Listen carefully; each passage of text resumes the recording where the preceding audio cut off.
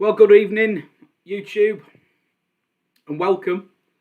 We're back on Doubles and Trebles for another of our Ascot previews. Thanks to those who tuned in yesterday, where Benaud did return enough tips for a profitable day. Hit the bar on a couple, I think it's fair to say, a couple of handy place winners. Could have been better, could have been a lot worse.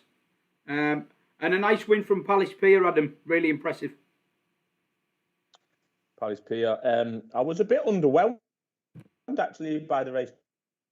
And I've watched the replay today. I've been working, to be fair, but I've obviously watched all the races live. But yeah, my first opinion was underwhelmed a little bit. I thought they absolutely crawled early. I thought the first furlong was a typo on the screen. It was 22.5 seconds.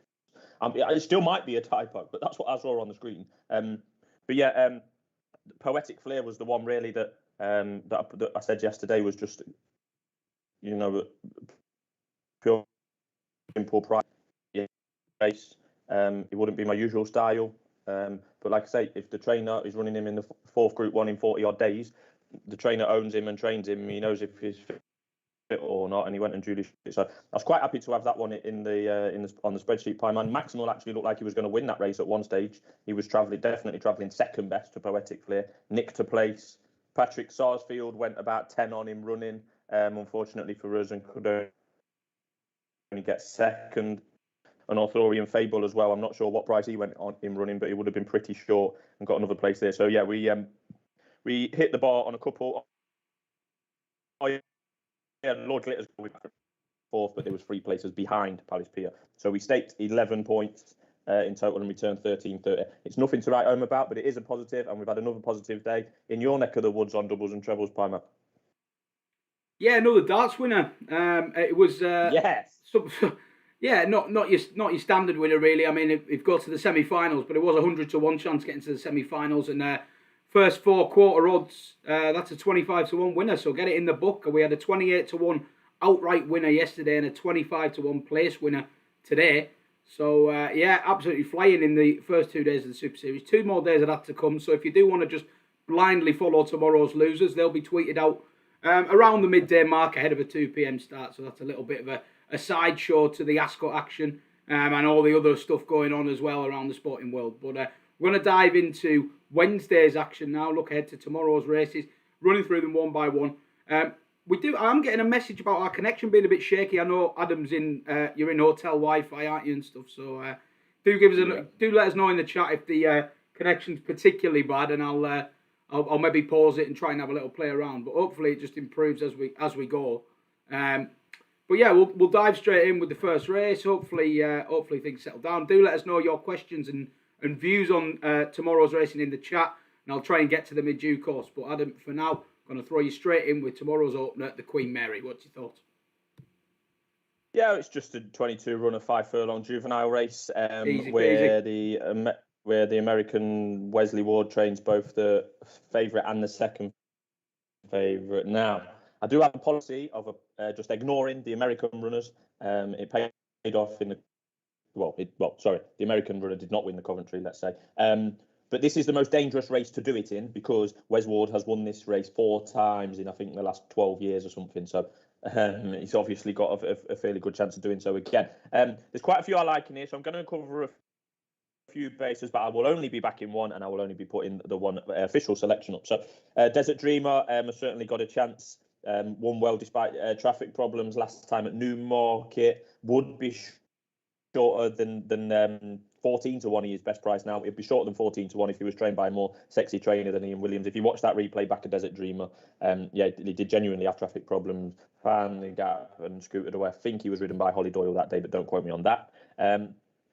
Illustrating is another. I think this will be just a second start for Illustrating, trained by Carl Burke. Won easy on debut, despite being short a room. That was at Catterick, so not one of the premier courses in the UK, but did win really easily. In the end, looked a promising sort. She's 10-1. Carl Burke knows a good 2-year-old when he sees one. Nymphadora is up there as well. So she's about 12 to 1. Won't put anyone off her. She won a listed race at York last time. That's probably the best form of the UK contingent. And that was just her second start. Couldn't argue with her. She's drifting a little bit to 12 to 1. But it's a horse I put behind Nymphadora last time called Maspoda or Maspoda. Kevin Ryan put this horse in a listed race on debut, which doesn't happen often. It really, really doesn't happen. Maybe once a season, maybe. So Maspoda was put in a listed race at York on debut. So yeah, that obviously shows the confidence that she was held in to be pitched in at that level straight away, Pineman. She got caught behind horses that day in the final furlong. One of them was the eventual winner, Nymphadora. A little bit green. She was possibly hampered a little bit, nearly stumbled at one stage. So it was a mixture of being hampered and running green on debut. Still managed to finish fourth pretty strongly. She's certainly of interest at a big price and will be the selection. Man, you can get 7 places, 14 to 1. Maspoda. That will be the official selection. The 7 places is with you know who, Sky Bet, who are doing enhanced places on basically every race this week. Yeah, certainly the place to be if you want the extra places, Sky Bet. But yeah, nice value selection there. Want to keep an eye on Maspoda. We're going to move on to the Queen's Vase. That's 1 mile 6 furlong, Group 2 for 3-year-olds. Tell us who you fancy in this one. This is really quite difficult. 15 stars, 3-year-olds, most of them stepping up in trip for the first time. Most of them pretty unexposed. The winner, or maybe the first 3 or 4, will be talked up as St. Ledger prospects, given this race is over 1 mile and 6. Aidan O'Brien had 8 of the 24 runners at the 5-day stage. He actually runs 3 of the 15 of the final declarations. But I'm not going to touch on many of them, if at all, Pineman. But the one I'm most interested in is actually trained by Aidan's son, Joseph, a horse called Benaud. You'll see him stand out on the page because he's got the famous JP McManus colours on, which you used to see him more at Cheltenham than Royal Ascot. He just looked a horse going places on his seasonal debut last month, Pineman. He'd been gelded over the winter. It was significantly up in trip for his reappearance this year. And yeah, the further he went at Naas last time, the better he was. He steps up another 4 furlongs here, which is chunky. It's a chunky step up again. But I think he's bred to do it. He's by Australia. I think he's fine to stay. He wouldn't want. Now the ground is officially now good to firm. That is a worry for this horse. Don't get me wrong, and that's why he's only and that's probably why he's drifting a little bit. He's probably going to be out the back and strong. It wouldn't be the most confident selection in a competitive race, but he's available at 14 to 1, 5 places with the same supplier. So Benaud would be the tentative selection, but I do think there's some really nice types in this race. I wouldn't back Wordsworth, to be honest. He's the 11th for favourite. I would have him. So the one I've landed on, like I say, is Benaud. If he gets the ground, I think he's got a decent enough chance. Benaud, would that be named after the Australian cricket commentator Richie Benaud, I wonder? Well, I'm not sure that the Irish Mr. JP McManus is a big cricket fan, but I'll ask him if I ever get to meet him. Well, I'm just thinking out of Australia, one of the great Australian broadcasters could be a link. There's my random input for the video. Anyway, we'll move it on. Duke of Cambridge. I've just had a message regarding the link. Your connection is swear word, Smith. Yeah. Anyone else out there still getting comments for it? Sorry. Yeah, I must admit, I've got some slightly concerning messages coming out of the streaming. Humps just asked if your internet is a dial-up connection tonight. I'm getting some slightly worrying comments about the connection, so maybe I can maybe try and pause the stream and see if I can do anything in the background. I don't know if you want to plow on or if you want to pause. Let's pause. I'll tell you what, I can pause it. Just hang around in the chat box, fellas. We'll hopefully.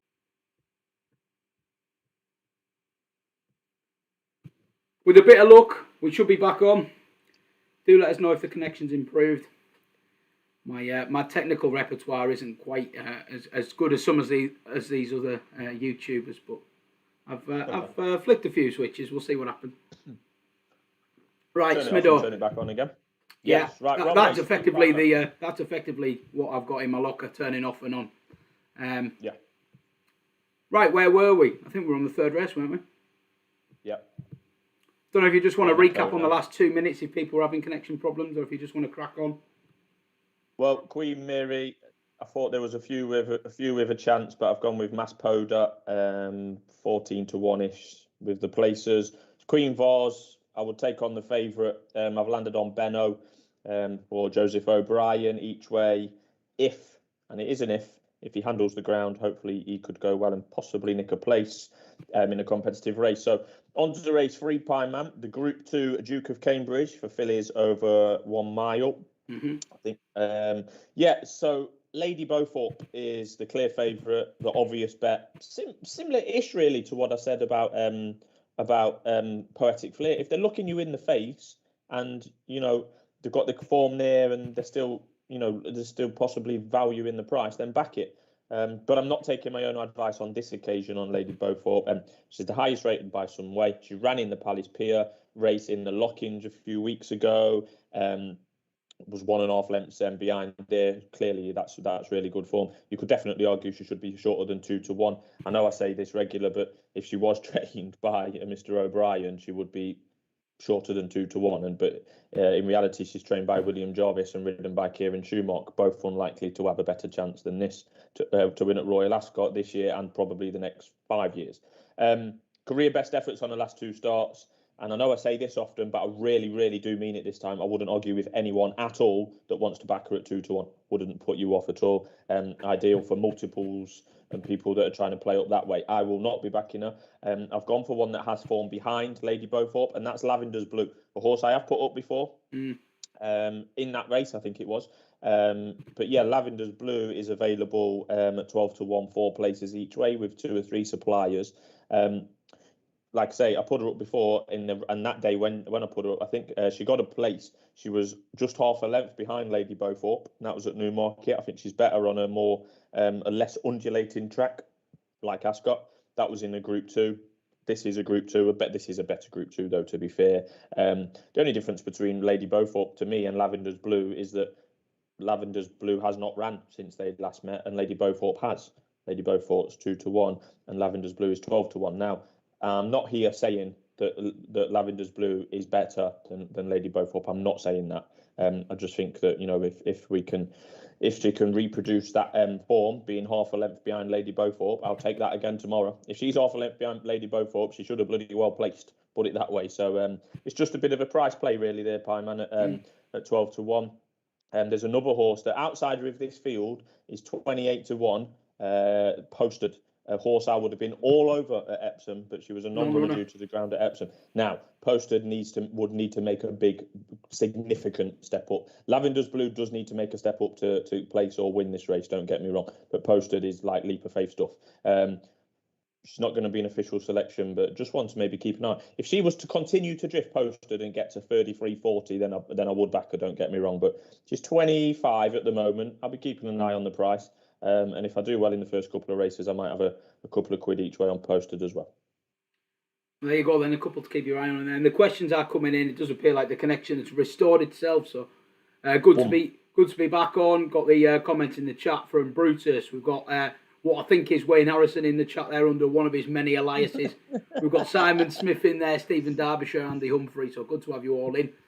Do keep them questions and thoughts coming. I'll try and run through them at the end, but we're just going to whiz through the card before we go to the chat box. So do keep it filling up, and I'll get back to you towards the end of the chat. But if I move you on, Smido, again, we've covered the first 3 races there.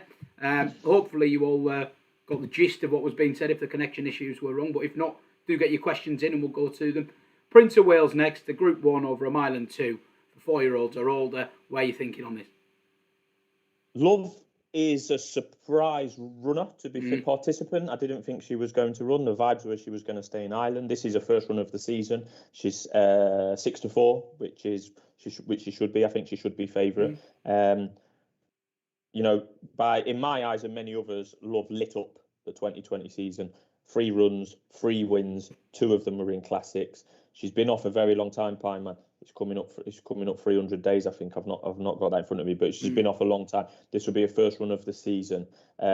She'll need to be firing on all cylinders to beat Lord North and Armoury. And if she does, Pyman, if Love wins this race tomorrow, it will, without any question, be one of the performances of the season. I don't care whether she wins by a nose or 5 lengths tomorrow. If she wins this race, it will be some achievement. It really will, because Lord North won this last year. This looks a better renewal than last year, in fairness to Lord North. but he looked pretty much as good as ever when winning at Meydan on the Group 1 on World Cup night. Hence, like I say, that was the World Cup night at Meydan rather than a normal carnival night, which we make the distinction on doubles and trebles. He's drifting a little bit. Word around the weighing room today was, where I was lucky enough to be placed, is that he might have had a little hiccup, Lord North. And he was an uncertain runner at one point this afternoon. I think he has visited a vet at some stage in the last 24 hours. That could be a doubles and trebles exclusive for you, Pine Man. There you go. Don't say you don't get anything off these streams. Yeah. So rumour only, but I did overhear that in the weighing room. But it's going to be a no-bet race for the official spreadsheet, Pine Man. This wouldn't normally be my style to talk about anti-post and what price I'm on at, but as Armory was put up in our Royal Ascot first look video 5 weeks ago, you can go back and check that out. He was put up at 12-1. I backed him at 12-1. He's now 7-2. So I'm just going to sit back and enjoy this one and cheer on Armory and hope that he can win. He's 7-2 now. I'm on at 12. I hope some people followed at the time of that video. So that's what we'll be cheering on. Would I have a bet? Would I bet any of them at the prices now? Probably not, because you don't know if Love's going to be fit. To be honest, Lord North's got that question mark as well. So I'll just be cheering Armory on and fingers crossed. And you couldn't make a case for anything beyond them, if someone's looking for a bigger price play. I was listening to a podcast earlier, the Betfair podcast, and they was talking about Sangarius possibly going from the front here. There's not much pace on with only the 7 runners. But no, there is a big gulf between those first 3 and the next 3. There's actually, if we're being honest, there's a reasonable gap between Love and Lord North and Armory. There's a reasonable gap back to Armory, and then there's an even bigger gap back to the other 4 runners. So, Desert Encounter, is always one that runs a good race in Group 2s and Group 3s at the likes of Sandown, Newbury, Ascot, but he's 100-1 to win this Group 1. So I wouldn't look any further than the top 3, Palmer. Yeah, that's fair enough, and do keep them comments coming in. Plenty to go through when we get to them, but we have still got a little bit of the card still to run through. 3 more races to come, and it's the Hunt Cup next, which is a 1 mile handicap for 3-year-olds and older. Tough race, this. Oh, yeah. We've said this regularly this week, but it probably is one of the toughest handicaps of the whole season. Never mind this race. This is and I love it. I love it. But look, we're 30 runners. We're 8-1 the field. I'm going to almost stick a pin job in it nearly. Yeah. I'm going to back to one from either side of the track with the draw. Don't mind that approach. Astro King could probably should have won the first Hunt Cup on his last run. He was forced to race 3 wide on that day, never closer than at the winning line. I thought, decent. I thought it was very, very much a decent run. You'd have been disappointed if you backed him on the day because he did look like the winner, but he didn't get it done. He was eventually 3rd, like I say, race wide. Before that, he'd beaten the Fav, or what was the Fav for this race, is now drifting a little bit. Finest Sound. Astro King beat him at Nottingham on their respective debuts of the season. Now, yes, Astro King was carrying £5 less on that day, but I thought it was a decent performance nonetheless. On that day at Nottingham, Astro King also had Nugget in behind. Nugget went on to win the Spring Cup with our money on doubles and trebles on his next start, so it's good form. There's good form of plenty. His 2020 form, he was finishing in and around and in front of some good yardsticks. So, Astro King is 7-1, 8 places with you know who. And the other one I'm looking at backing, this will be no surprise, Pimer. Irish Admiral, one that we put up at Epsom a couple of weeks ago, and it was a disaster on the ground. He didn't like the ground. He didn't like the track. I am making excuses for him, but he was. I'm actually surprised he got in this race at all. There's a maximum of 30 runners. He was number 51 on the list at the 5-day stage, Pineman, and he got in.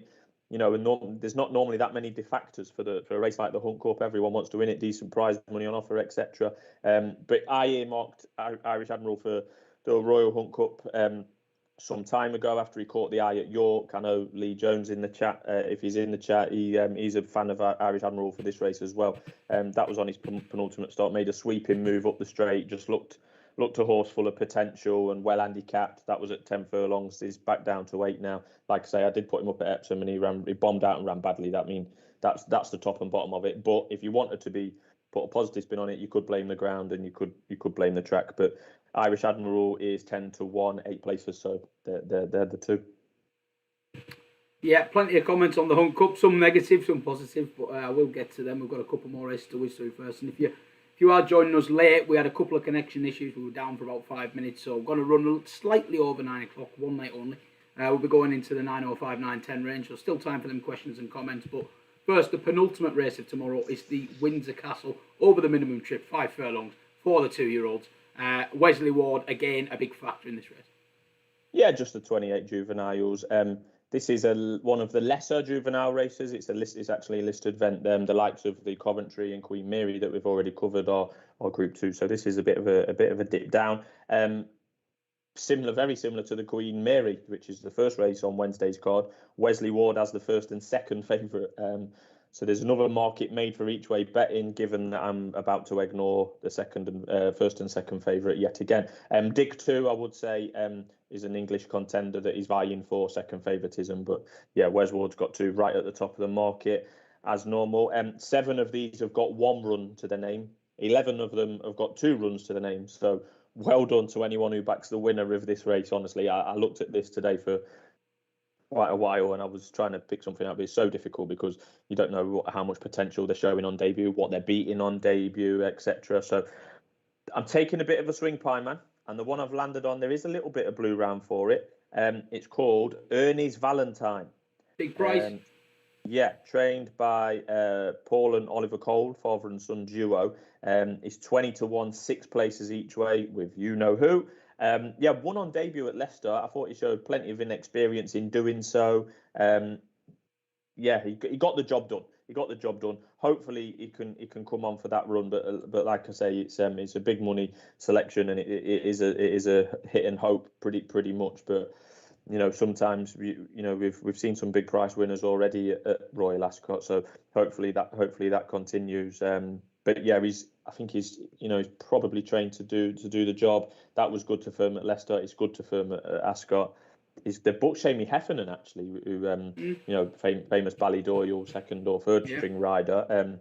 Is obviously over here anyway with Aidan etc. But he doesn't pick up many away rides. Shamie when he comes over. So yeah, fingers crossed. Fingers crossed that Shamie can do the job. I think actually this, from what I can see, this is his only away ride that Shamie Heffernan has got booked. Only non-Aidan O'Brien ride, let's say that. So could be a little sign there. Ernies Valentine got an RPR of 81 on debut. It's okay. It's not the best in the field, but it's not going to be when we're playing at 20-25-1. No, don't mind that at the bigger prices, and do keep them comments coming in. Plenty coming in, and we're about to get to them, but we do just have one more race on the card to get Adam's thoughts from, and it is the finale, the Kensington Palace, a mile handicap for 4-year-old fillies. It's a new race, and I think your nap of the day runs in this race. Am I right?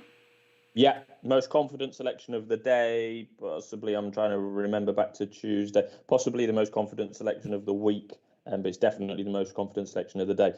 Stunning Beauty is 9-1 in the win-only market. 9-1 best price, but 17-2, 5 places is available. I know you can get 9-1, 5 places with William Hill. There's no best odds on that. But I hope like all my selections shortened. But yeah, 9-1 each way, 5 places. Really do quite like a Pie Man. She is, depending on how you look at Stunning Beauty, she is effectively unbeaten in 3 starts in the UK. Well, not effectively, that is a fact. She's unbeaten in all 3 of her starts in the UK. In between starts 2 and 3, she had a trip to Dubai and ran in 2 races at Meydan and ran a shocker in both of them. She went off 9-4 favourite in a Group 2. First time up in Dubai, finished 35 lengths, last 9 of 9. And then she ran in a handicap in Dubai and finished 13th of 14. So that is not good. That is not good if you look at Dubai. But she came back to Doncaster about a fortnight ago, Pie Man, on the 4th of June, which possibly was Derby Day or Oaks Day, and won a decent handicap there, bit under the radar, ridden by Owen Walsh, which is a jockey that not many people have heard of, including myself. I thought Stunning Beauty did it pretty nicely that day, beat Le Bon, Scottish Summit, a couple of decent yardsticks. Stunning Beauty kind of led most of the way, Pie Man. The neck official distance doesn't really do it justice. I thought it was quite comfortable. Now, Beat Le Bon was slowly into stride and came from a different postcode, to be honest with you, and was a very, very fast finisher, but never really looked like winning. So that explains the neck margin. I think Stunning Beauty did it with a little bit in hand that day. That was off 93. She's off 96 today. Sylvestra's on. Saeed bin Saror for Godolphin doesn't have that many runners at all, really, nowadays compared to what he used to have. But I think I'm very happy to be putting Stunning Beauty up with the 5 places 9-1. I can't see her outside at finishing 6 or worse, to be honest, in this field. Just touch on the top of the market. Lights On and Dream Loper, who are the top 2 in the market. Basically, last time they met, they were 1 and 2 in a handicap over course and distance, so that's why they're at the top of this market. There was 1 and 2. They finished 1 and 2 on the day there. The 1 and 2 in the market here. I was looking at Mostly, which is a horse ridden by Frankie Dettori for the Gosdens. That will get a little bit of attention, I'm sure. But I was disappointed in her. She's had one run on turf this year, and she was 7th of 8th at Nottingham. I'm not really. She was slow. She's been slowly into stride a couple of times. Just not sure about Mostly, but she has been supported in the market. But no, to conclude, Stunning Beauty definitely is the bet and the best bet of the day in the Kensington Palace handicap. There you go then. Stunning Beauty, the nap of the day for Smido in the Kensington Palace, the finale, the get out of jail race. If you've had a bad day, you know how to get all your dosh back. Just follow the Smith nap, or don't. I mean, time will tell. But Yeah, very, very good, Adam. Cheers for that rundown. I'm now going to turn to the chat box, as I thoroughly enjoyed doing, and I'm going to just pluck out comments that catch my eye and put them to you. Now, Wayne Harrison has been on and said he told you that Poetic Flair was a Giant's Causeway reincarnated. He had a very good day today. So well done, Wayne. Glad to hear it. And Palace Pier. Poetic Flair, never in doubt, really, was it? I mean, you could tank in a mile out, so didn't even have to get a sweat on there, really. Right, let's roll a bit further down. Simon Smith says, do you think the ground could be slightly against Lady Bowthorpe? Possibly. The ground being good to firm, and it does get quicker at Ascot, could be against any horse, whether they're proven on it or not. But no, I mean, she won at Newmarket on good to firm. First time up this year. It was good soft last time at Newbury, ran a great race. It wouldn't put me off, no. It wouldn't put me off. But Stephen Derbyshire did mention while we were discussing Love that we should discuss the total contempt of Ballydoyle for punters following disgraceful treatment last year with Love not running in the Arc. Any thoughts on that? No, because Love wants fast ground, and as I've said in the art preview, which obviously SD and isn't one of the 100 people that have watched that so far. She wants fast ground. You ain't going to get fast ground in the first weekend in October in Paris. So no, there's nothing wrong with that at all. There you go, gentle nudge towards the art preview that was uploaded a few days ago. Nothing like getting in there in advance. 4 months ahead of the curve we are with that one, or 3 months, shall I say? I'm losing track.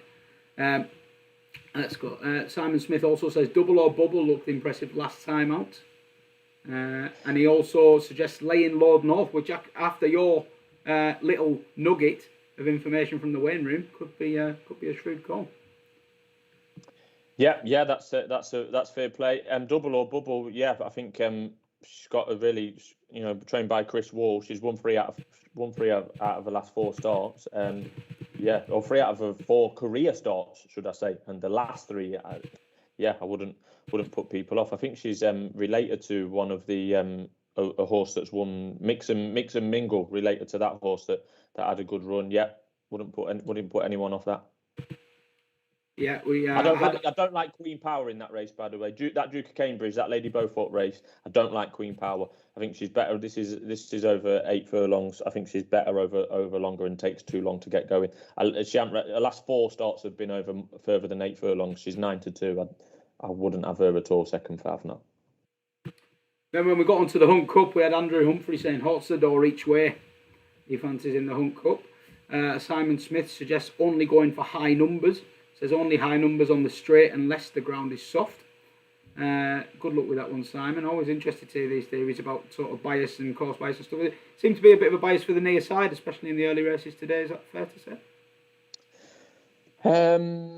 Yeah, I'm just trying to remember back now. On the straight course, possibly, but there was talking today. I don't really pay much attention to the pace angles, as you know, Pineman. But they were saying that Hunt Cup, you prefer to be drawn high. I think Astro King's drawn 27, so I'll take that. And then my one from the ties other in with side what is Simon says, high numbers for the Hunt Cup. So yeah. we'll go with that. One to bear in mind when you are having a look at the card tomorrow. I mean, if you look at the market currently, 1, 2, 3, 4, 5. The 5 of the first 6 in the market are drawn 15 or higher. 4 of the first 6 in the market are drawn 20 or higher. So, yeah, the market is reacting to said bias, apparent bias. But I think it changes. It changes from day to day. It will certainly change Thursday when there's a bit of rain, and there's way too many runners in these big handicap races for me to be going through trying to predict what jockeys are going to do or which horses are going to bolt out the stalls. Do you know what I mean, Pineman? There's so much to take into account. Yeah. Brendan Smith's in the house. Hello, Brendan. Nice to have you back in. And Brendan says Matthew Flinders, Cliff Horse.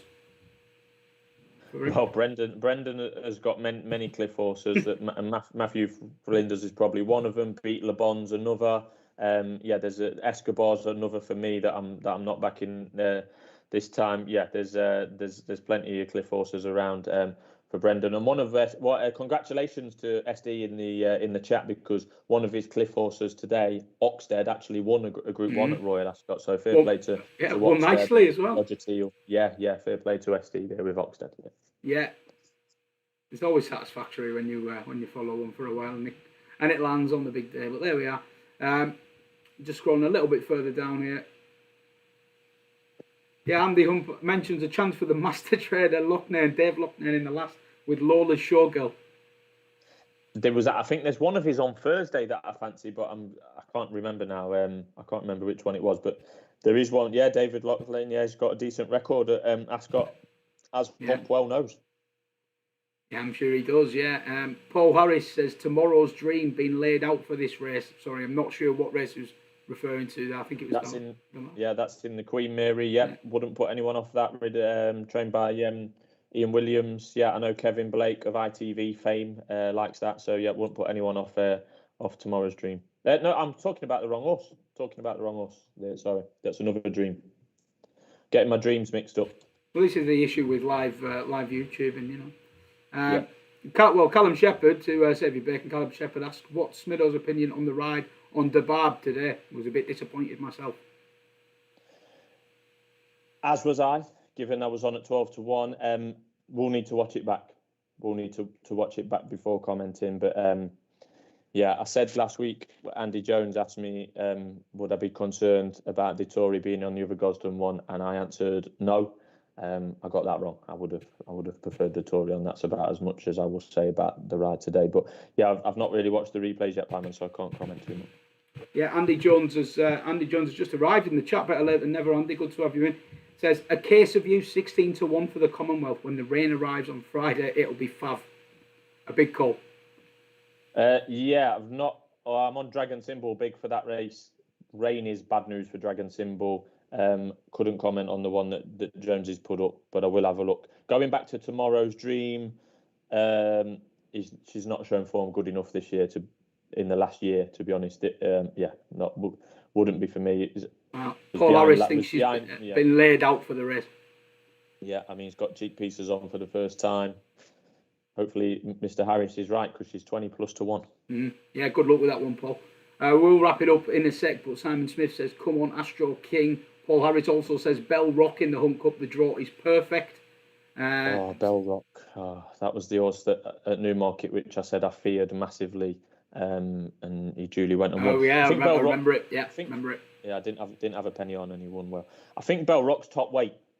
So if you're top weight in the Hunt Cup, you've got a bit on your plate. You've got to be. I mean, his top rate off 109. He will have to run to something ridiculous, like, I don't know, 115. And in this country of 115, 116, you could be winning Group 2 races. I mean, good luck. Well, I think that does just about wrap us up, to be fair, guys. It's been a pleasure as always. Sorry about the early technical issues, but do just fire me quickly, if you can, your nap for tomorrow's action in the chat, and I'll read a couple of them out before we wind up. But just before I'm in complete darkness in this room, I mean, Smido can't see me, but I imagine it's just got gradually darker as the clip's gone on. I forgot to knock the light on. So amateur hour here. But yeah, just to give you a little bit of a cover of what's going on, we've got another 3 Ascot previews hopefully coming your way. Certainly Thursday. The Friday time is subject to change due to England and Scotland, but we'll definitely... I've had an idea for Thursday, Pieman. Well, there you go. We're discussing ideas live now. Thursday, to do Thursday's preview for Friday and Saturday live at the same time, maybe extended to 45 minutes, and then no recording at all on Friday because everyone will be in the pub watching England. Could well work. You heard it here, exclusive. We might have an extended show for you tomorrow, but yeah, we'll find a way around it. We won't miss a day out by any stretch. Yeah, but obviously we've got the darts. We've had the darts. Sorry to big up the darts again, but we have had a 28-1 winner yesterday and a 25-1 winner today. So if you do just want to have a blind interest there, we'll have 3 or 4 more selections up for you for tomorrow's action. That starts 2 p.m. every day. Players Championship 15 with most suppliers, so always worth a little look. We've been managing to pick out some value, so hopefully that will continue. And in terms of the... go on, Adam. You look like you're going to say something. Run through selections? Yeah, in terms of tomorrow's action, just to finish us off, can you run through selections? Yeah, so they're going to be in the description as per normal. So race 1, 2:30, plenty of chances, but I've landed on Maspoda for Kevin Ryan, 14-1 each way, 7 places. Then in the second race, if Benaud gets the ground, he'll have a chance at 14-1 each way, 5 places. That's with Sky and Hills. In the 340, wouldn't put anyone off Lady Beaufort, but I'm not backing her. I'm on Lavenders Blue, who finished closely behind Lady Beaufort last time. 12-1 Lavenders Blue, each way 4 places. Paddy, Hills, Victor. Then we're on to Astro King in the Royal Hunt Cup. 7-1 each way, 8 places. Sky. And then also in the Hunt Cup, Irish Admiral. 10-1 each way, 8 places. Sky. 5:35, we're taking a swing in the Windsor Castle on Ernies Valentine. 20-1 each way, 6 places. If anyone can pick the winner of the 5:35 tomorrow, then good luck to them. They can pick my lottery numbers at the weekend. And then we finish in the day with the best bet of the day, the most confident selection of the week. Stunning Beauty, 9-1 available each way, 5 places is available. That's with William Hill right now. Stunning Beauty is the best bet of tomorrow. There you go then. Stunning Beauty is Adam's naps. And just to wind it up, I'm going to read out a few of your naps because you have all got in touch with your main fancies. Thanks very much. Wayne Harrison's nap tomorrow, Desert Dreamer.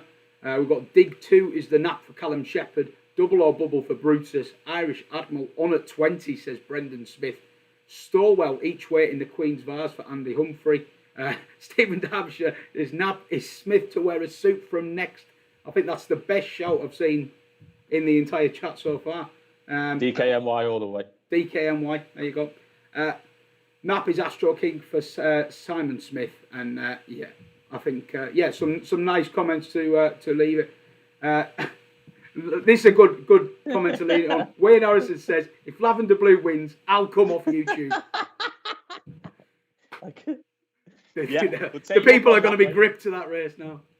Yeah. Seriously though, fair play, Wayne. Always good to have you in, and we enjoy the crack. So yeah, good to have you in. Good to have you all in, and we'll see you again tomorrow. Enjoy your evening and good luck tomorrow. Cheers all.